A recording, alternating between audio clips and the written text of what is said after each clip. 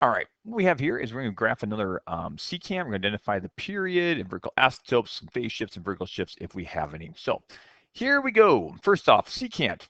In order to do secant, you got to kind of identify what is the basic secant function, all right? And what are the original points? So if you look over here, we know that a secant function, the original points, you should know, starts because it is 1 over cosine, all right? 1 over cosine of x. That is what secant equals.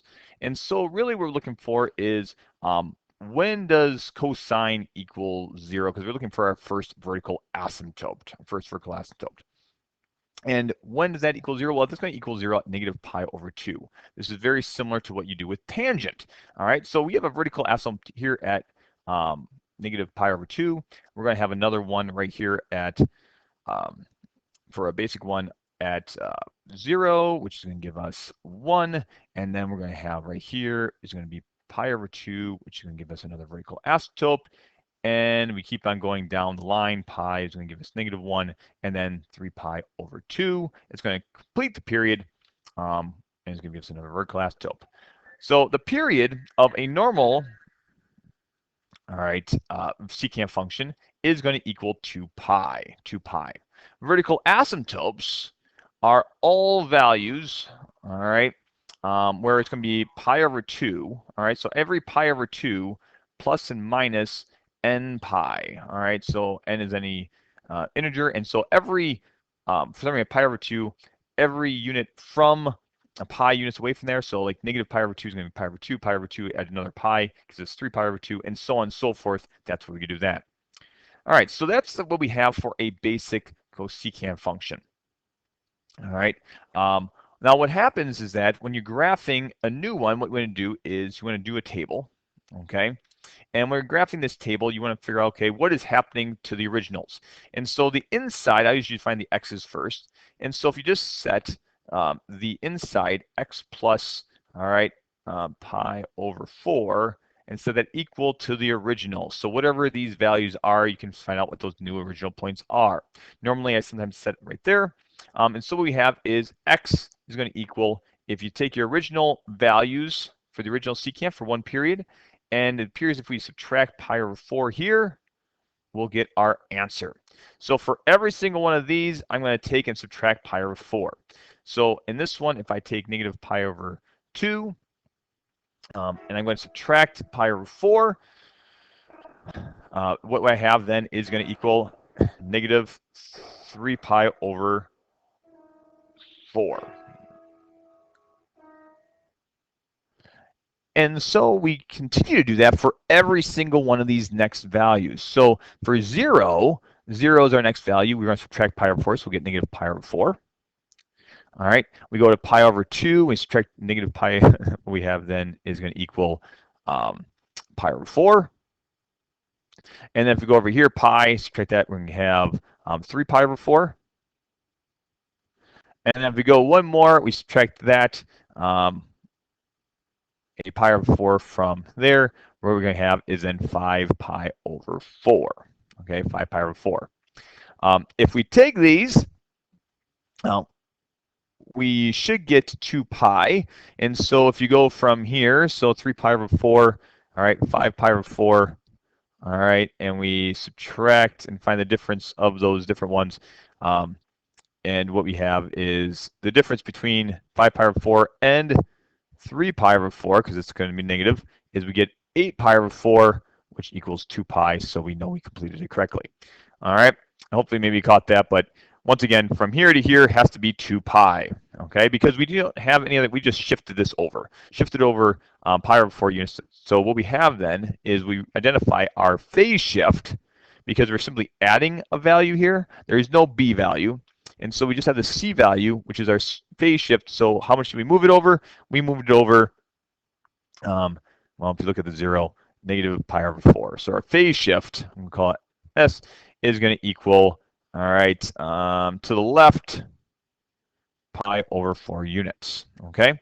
So now what are we doing to our y values? Well, each one of these I can plug back into here and I'll get this. But what you notice is that for every single where we would normally have pi over 2, in this case it's going to be like pi over 4, so it'll be vertical asymptote here, all right? and we have another vertical asymptote there. We are actually subtracting 1. So every single one of these values, we're just going to subtract 1. So every one of these ones, vertical asymptotes don't count, but here we would have 0, there would have a -2. And so this is what's known as a vertical shift. Our vertical shift is we're going down, all right, 1, down 1, and that is our D value. All right, that is our D value. All right, so we have a vertical shift of down 1. And so if we graph this new function, what does this look like? Well, going right here, okay, we're going to be going at -3 pi over 4. So I'm going to go right here and say, okay, let's go -pi over 2, and then let's go -pi. I'm going to go by a scale of pi over 2s. Okay, that should serve me well. All right, and then I have 3 pi over 2, and then we'll have right there is going to be 2 pi. Okay. And so from here, -3 pi over 4, -3 pi over 4 is going to be like right there. All right, we're in the middle between these two, and we have a vertical asymptote. So I'm just going to draw that. Okay, vertical asymptote right here. Okay, at -3, all right, pi over 4. Okay, -3 pi over 4. And then what you notice is in the next one we have another one. Negative pi over 4 is going to be 0. And so I'm going to put that right there. Okay. And then we have pi over 4, which is right in the middle between 0 and pi over 2. That's going to be another vertical asymptote. And what you notice then is when we have this, all right, what is the length from 3 pi over 2 to pi over 4? You notice that the difference between those different values, okay, is going to actually generate pi. All right, it's going to equal pi. Okay, and what we notice is that our vertical asymptotes are no longer at a -pi over 2s, but we actually change them. So our new vertical asymptotes, if we wanted to write all these out, so vertical asymptotes, okay, vertical asymptotes right here, are going to be all x values. And if you just start it right here at pi over 4, okay, so if you go pi over 4, because that's where the normal one, all right, we would normally say like pi over 2, all right, pi over 4, and we're going to add and subtract n pi's to it. So if we go backwards a pi, if we go forwards a pi, we'll keep on getting a vertical asymptote. And that's why when we go over here, we can add one more pi to that, which would be 5 pi over 4, okay, which is located right there. We have another vertical asymptote, okay, and we can keep on going on like that. And I'm just going to get 3 pi over 4, which is right there. It's going to be -2. -2, it'll be -1. And so I'm going to put that right there. So what does this look like? Well, we are going to go up. There is no other changes here. It's going to go up as well. And this is going to go down right here and like that. Our period is still going to be 2 pi because we didn't have any b value.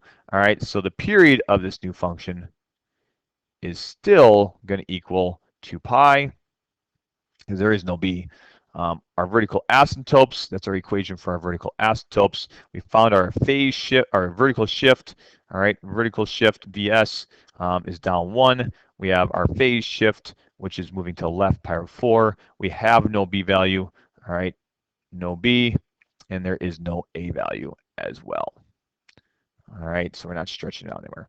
And so that is what our equation is. And we keep on repeating so on and so forth down the line. Okay, I'm going to do another one with cosecant in the next video.